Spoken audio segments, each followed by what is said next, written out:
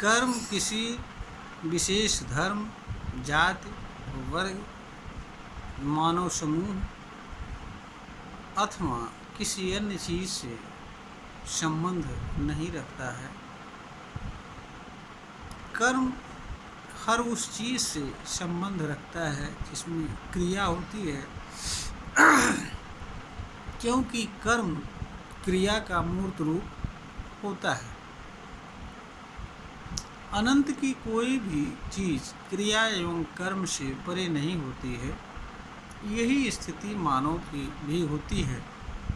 जो भी मनुष्य इस धरती पर जन्म लेता है एवं जीवन जीता है, वे सभी कर्म करने के लिए बाध्य होते हैं। कोई भी मनुष्य कर्म करने से बचने की क्षमता नहीं रखता है, और मनुष्य जो कर्म करता है उस कर्म के परिणाम एवं कर्मफल के अधीन होता है। कोई भी मनुष्य कर्म के प्रभाव, परिणाम एवं कर्मफल से वंचित रहने की क्षमता नहीं रखता है। कर्म को किसी विशेष धर्म, जात, वर्ग आदि में बांटना एक तरह का अज्ञानपूर्ण कार्य है, क्योंकि कर्म किसी के साथ किसी तरह का कोई भेदभाव नहीं करता है। जो मनुष्य जिस तरह का कर्म करता है उसी तरह का कर्म के प्रभाव, परिणाम एवं कर्मफल को उसे भोगना होता है। मनुष्य के बीच अथवा मनुष्य अथवा किसी अन्य चीज़ के बीच कर्म किसी तरह का भेदभाव नहीं करता है। कर्म का अपना एक स्वतंत्र अस्तित्व होता है, इसलिए वह अपना प्रभाव छोड़ता है।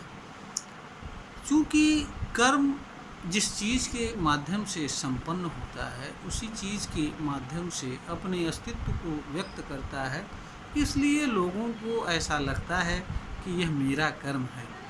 वस्तुतः यह मानव की सबसे बड़ी भूल होती है कि कोई मनुष्य किसी कर्म को अपना समझे।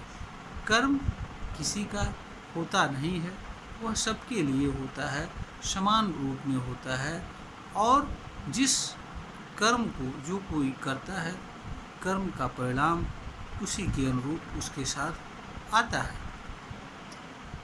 जो लोग कर्म को किसी जात, विशेष धर्म, वर्ग आदि से जोड़ते हैं और इस रूप में देखते हैं, ऐसे लोग मनुष्य एवं मानव समाज को धोखा देने का कार्य करते हैं और मानव समाज को अज्ञान रूपी कुएं में ढकेलने का काम करते हैं। ऐसे लोग स्वयं भी कर्म से असंख्य यातनाएं सहन करते हैं और दूसरों को भी उस तरह के दरवाजे पर भेजने का कार्य करते हैं। इसलिए इस तरह की बातों को इग्नोर करते हुए हर मनुष्य को कर्म करना चाहिए, तथा चूँकि हर मनुष्य कर्म जो कुछ करता है उसी के अनुरूप उसे कर्म का फल, कर्म का परिणाम और प्रभाव आदि से गुजरना होता है। इसलिए हर मनुष्य का यह कर्तव्य होता है कि वह जो कुछ भी कर्म करता है उस पर सावधानी से, सतर्कता से एवं चिंतन मनन करके यह जानने के लिए प्रयास करे कि वह जो कर रहा है या जो कुछ वह करना चाहता है वह उसके लिए उचित है या नहीं है, अथवा उचित है तो क्यों है, अनुचित है तो क्यों है, और उसे किसी कर्म को करना चाहिए अथवा नहीं करना चाहिए, इस पर भी मनुष्य को विचार करना चाहिए। और किसी कर्म को करना चाहिए तो आखिर क्यों करना चाहिए, और किसी कर्म को करना नहीं चाहिए तो क्यों नहीं करना चाहिए। यानी हर मनुष्य का यह कर्तव्य होता है कि वह जो कुछ भी कर्म करता है उस पर सावधानी एवं सतर्कता से विचार करने के उपरांत अगर उस कर्म को करना आवश्यक समझता है तथा यह जानता है कि ऐसा कर्म उसके एवं समाज के लिए कल्याणकारक है, तो उसे ऐसे कर्म को करना चाहिए, नहीं तो नहीं करना चाहिए। और कर्म के संबंध में कहा भी गया है कि बिना विचारे जो करे सो पाछी पछताए, काम बिगाड़े आपनो जग में होत हँसाए। तो कर्म किसी के साथ भेदभाव नहीं करता, कर्म एक समान व्यवहार करता है। कर्म किसी जात विशेष, धर्म आदि में बंधा नहीं होता है, बल्कि इन सब से उसका अस्तित्व स्वतंत्र होता है। इसलिए मनुष्य को यह समझना चाहिए कि जो भी कर्म करे उसे सोच समझ करके करना चाहिए।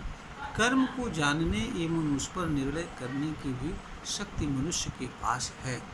अगर इस तरह की शक्ति होते हुए मनुष्य कर्म पर विचार किए बिना कर्म को करता है, तो वह पीड़ा एवं दुख का निमंत्रण स्वयं देता है।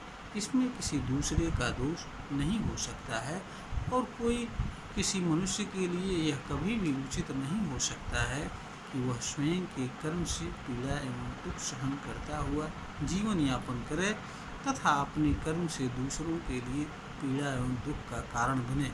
यह वीडियो ज्ञानवर्धन हेतु बनाई गई है। श्रोता को अगर ज्ञानवर्धन के योग्य प्रतीत होती है तो इसे लाइक करें, शेयर करें और सब्सक्राइब करें।